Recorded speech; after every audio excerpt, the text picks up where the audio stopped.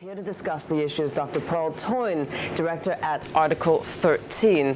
First, let's just clarify, what exactly does your company do? People may not be familiar with Article 13. Well, Article 13 is a consultancy that specialises in business responsibility and the whole issue of corporate governance and responsibility. And so do you think that investors are getting what they want now? I think what we're seeing, particularly in the last couple of months, is almost a new page in the history of corporate governance, whereby businesses now need to respond and understand that they have to communicate and engage with all their stakeholders, and that obviously includes the investment community. And do you think that they're doing enough? I mean, they're removing two top execs, but is that enough for investors? Well, I think in the case of Shell, I think what they did is right, but they've done it in the wrong way.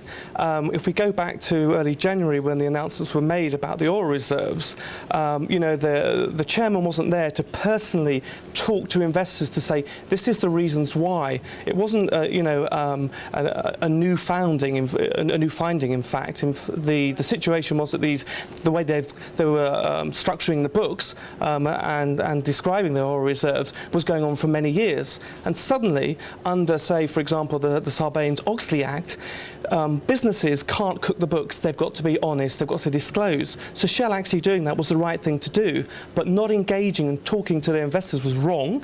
And in addition, they left the investors to stew. So, you know, the lack of communication really is a major part of the downfall of Phil Watts.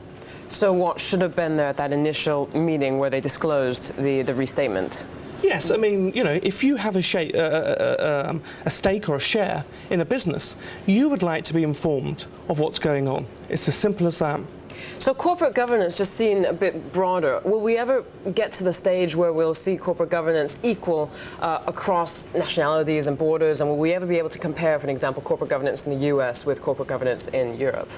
Well, I think even as we speak, within Brussels, there is moves afoot to try and get some standardisation of governance rules within Europe, and that surely is a good thing, because after all, we can be investing in companies in continental Europe, not just in the UK.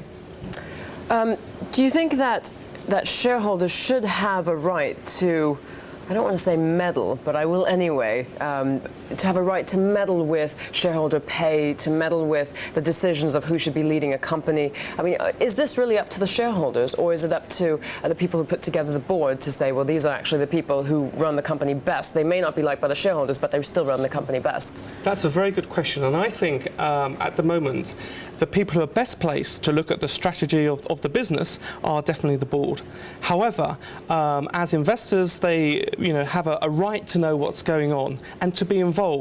The level to which they are involved is unclear at the moment, and that leads to a certain amount of uncertainty. But I think clear engagement and dialogue with the investors is absolutely crucial, because after all, the board would want to bring them along on their journey to ensure that their business is sustainable and profitable for the future. All right. Thank you so much for joining me this morning. That's Dr. Paul Toyne, director at Article 13, talking about transparency and corporate